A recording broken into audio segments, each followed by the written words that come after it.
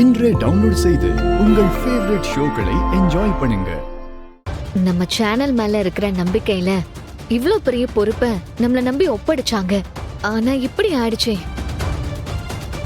எனக்கு என்னமோ அந்த மினிஸ்டர் மேலதான் டவுட்டா இருக்கு.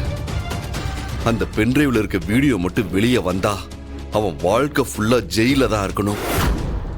அதனால கண்டிப்பா அவன் தான் அந்த பென்டிரைவை எடுத்திருக்கணும்.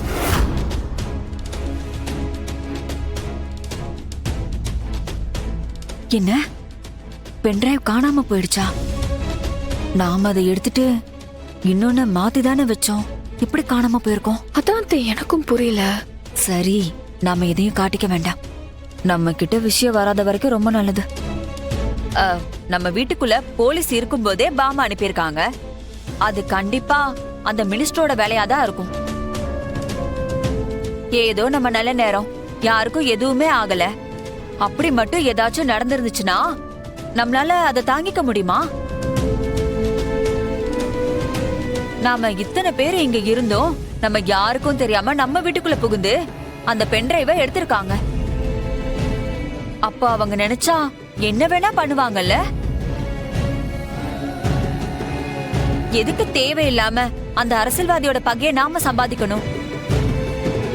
அண்ணி, நம்ம வீட்ல இருக்கிறவங்களுக்கு யாருக்கு எப்போ என்ன நடக்கும், அவன் என்ன பண்ணுவான்னு பயந்துகிட்டே இருக்கணும்.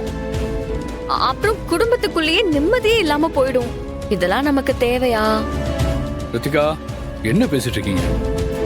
அவன் நிறைய தப்பு பண்ணிருக்கான். அந்த மினிஸ்டர் எல்லாம் சும்மாவே விடக்கூடாது. அவன் அரசியல்வாதி. அவன் என்ன பண்ணாலும் அதுல இருந்து வெளியே வந்துருவான். ஆனா ஒரு அரசியல்வாதியை எதிர்த்துக்கிட்டு நம்மனால நிம்மதியா வாழ முடியுமா?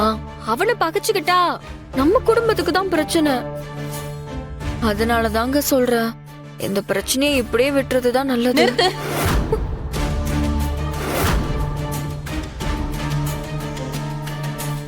ஒரு தப்பான அரசியல்வாதிக்கு பயந்தா இந்த பத்திரிகை துறையில இவ்வளவு தூரம் வந்திருக்கவே முடியாது. நாம பண்றது வெறும் பிசினஸ் மட்டும் இல்ல, இது சர்வீஸ் எல்லாருமே புரிஞ்சுக்கணும். நீங்க சொல்றதெல்லாம் ஓகே தான், ஆனா அந்த பென்டிரைவ் தான் இப்ப நம்ம கிட்ட இல்லையே. இதுக்கு மேல என்ன பண்ண முடியும்? அதனாலதான் சொல்றேன், இந்த பிரச்சனைய இப்படியே விட்டுட்டாதான் நம்ம குடும்பத்துக்கும் நல்லது. நம்ம வீட்டுக்குள்ள, அதுவும் என்னோட ரூம்ல இருந்த பென்டிரைவ், அது எப்படி காணாம போகும்? தெரியலையா நீ? எனக்கு எப்படி தெரியும்? நான் ஒண்ணு உங்ககிட்ட பென்டிரைவ் காணாம போனது உனக்கு தெரியுமான்னு கேட்கலையே, பொதுவா தானே கேட்டேன்.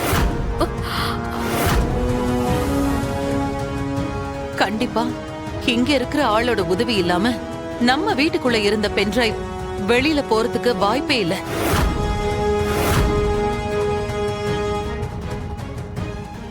அண்ணி, உங்க ரூம்ல இருக்கிற பொருளை எடுக்கிற அளவுக்கு இந்த வீட்ல யாருக்குமே தைரியம் இல்ல. அப்படி இருக்கும்போது நம்ம குடும்பத்துக்குள்ள யார் எடுத்திருப்பாங்க?